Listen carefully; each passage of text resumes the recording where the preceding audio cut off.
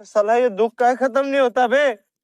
तो पहले UFC 312 में अंशुल जूबली, उसके बाद रोड टू UFC के अंदर मृदुल सैकिया और अब दी अल्टीमेट फाइटर में अर्शन मेमन। ये तीनों इंडियन फाइटर्स अनफॉर्चुनेटली अपनी फाइट्स में इस साल नॉकआउट हुए हैं और इंडिया की परफॉर्मेंस अभी ग्लोबल स्टेज पे बिल्कुल भी अच्छी नहीं चल रही है। और आज की इस वीडियो में हम स्पेसिफिकली बात करने वाले हैं अर्शन मेमन की फाइट के बारे में। मतलब ओवरऑल अर्शन की परफॉर्मेंस मृदुल और अंशुल जूबली से थोड़ी बेटर रही क्योंकि उसकी फाइट लगभग 4.5 मिनट तक चली। मतलब हाँ, आप ऑब्वियसली लेवल ऑफ कंपटीशन को लेकर आर्ग्यू कर सकते हो। तो अगर बात करें इस फाइट की, तो फाइट के स्टार्टिंग में अर्शन ने काफ़ी अच्छी लो किक्स लैंड करी, जिसके बाद उसके ओपोनेंट ने अर्शन के ऊपर एक काफ़ी अच्छी लेवर किक लैंड करी जो उसके बहुत सही कनेक्ट हुई और वो ऑलमोस्ट वहाँ पर फिनिश होने वाला था, लेकिन उसने वहाँ पर सर्वाइव कर लिया और काफ़ी अच्छे से रिकवर करा।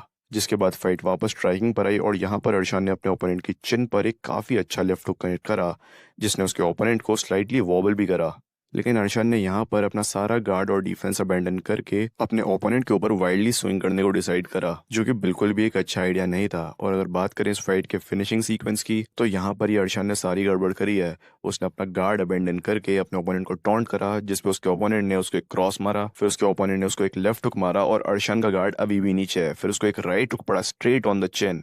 अर्शान ने यहाँ पर एक गलती नहीं करी है, जैसे अंशुल जूबली ने कुलिन सैलकिड के जैब को गलत पैरी करा और उसको क्रॉस पड़ा। मतलब अंशुल जूबली एक गलत रिएक्शन की वजह से अपनी फाइट हारा था, लेकिन अर्शन को यहाँ पर पता है कि उसकी स्ट्रेटजी वर्क नहीं कर रही है। उसके मुंह पे एक पंच पड़ा, दूसरा पंच पड़ा, तीसरा पंच पड़ा, लेकिन वो फिर भी अपने हाथों को ऊपर नहीं रख रहा है। उसकी चिन अंशुल जूबली से काफ़ी ज़्यादा अच्छी है, या फिर उसके ओपोनेंट के हाथों में पावर नहीं थी, मुझे नहीं पता, लेकिन वो इस पूरे सीक्वेंस को अवॉइड कर सकता था। और मैं उन लोगों में से भी नहीं हूँ जो हमेशा अपने हाथ ऊपर रखने में बिलीव करता है।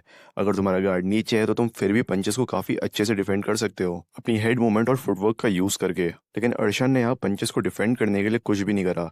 उसने हेड मूवमेंट के नाम पर लीन बैक करा, अपनी चिन को हवा में एक्सपोज रख के, जिसको काफ़ी सारे स्ट्राइकिंग कोचेस एक गंदी आदत मानते हैं। और अगर तुम ये कर भी रहे हो तो तुम ये तब कर सकते हो जब तुम अपने ओपोनेंट से सिग्निफिकेंटली लंबे हो और तुम्हारी हेड मूवमेंट बहुत ज़्यादा अच्छी है, लेकिन फिर भी ये काफ़ी ज़्यादा रिस्की है। और अर्शन के पास वो एलीट हेड मूवमेंट या फिर वो सिग्निफिकेंट हाइट एडवांटेज नहीं था इस फाइट में। मतलब अगर यहाँ पर वो शो बोटिंग अवॉइड करके स्मार्टली स्ट्राइक करता, अपना हेड मूव करता, अपना गार्ड ऊपर रखता, तो वो शायद ये फाइट जीत भी सकता था, कोई बड़ी बात नहीं है। और मुझे पता है कि काफ़ी सारे लोग मुझसे इस चीज़ पर एग्री नहीं करेंगे, लेकिन अर्शन के पास डेफिनेटली चांसेस थे ये फाइट जीतने के, क्योंकि मुझे लगता है कि अर्शन के पास क्लियरली एक पावर एडवांटेज था इस फाइट में।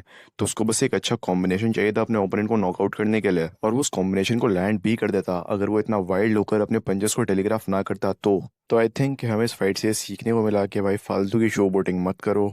At the end of the day हम सब इंसान हैं, भले ही कोई कितना अच्छा फाइटर हो, उसकी चिन बाकी फाइटर से कितनी ज़्यादा अच्छी हो, लेकिन हर किसी की चिन की डैमेज लेने की एक क्षमता होती है। हमने अच्छे से अच्छे चिन वाले फाइटर्स को नॉकआउट होते हुए देखा है। सो लेट्स होप परेशान अपनी मिस्टेक से सीखेगा और फ्यूचर में बाउंस बैक करेगा। और मेरी आप सबसे रिक्वेस्ट है कि हमें एज इंडियन MMA फैंस अपने फाइटर्स को हारने पर ट्रोल नहीं करना चाहिए। गाइज, इंडिया के अंदर ये स्पोर्ट नया है, हमें टाइम लगेगा उस लेवल तक पहुंचने में, और आप सबको नहीं पता कि एक फाइटर को कितने स्ट्रगल्स फेस करने पड़ते हैं उस लेवल तक पहुंचने में। तो अगर कोई ऐसा है जो सपोर्ट नहीं करता, तो एटलीस्ट ट्रोल तो मत करो, क्योंकि हमारे फाइटर्स काफी सारे सेक्रीफाइसेस देते हैं वहां तक पहुंचने में, और वो अपना बेस्ट दे रहे हैं UFC के अंदर जीतने में। और इंडिया के अंदर बाकी कंट्रीज जितनी इतनी हाई लेवल ट्रेनिंग फैसिलिटीज नहीं है, और काफी सारे फाइटर्स इंडिया के बाहर ट्रेन कर नहीं सकते क्योंकि वो बहुत ज्यादा एक्सपेंसिव है। लेकिन अब धीरे धीरे इंडिया के अंदर भी हाई लेवल ट्रेनिंग डेवलप हो रही है। तो हाँ, आज नहीं तो कल से ही, लेकिन हमें फ्यूचर में काफी अच्छे इंडियन UFC फाइटर्स देखने को मिलने वाले हैं। तो आपका इस पूरी चीज पर क्या टेक है, मुझे कमेंट सेक्शन में जरूर बताना। लाइक और सब्सक्राइब बटन पर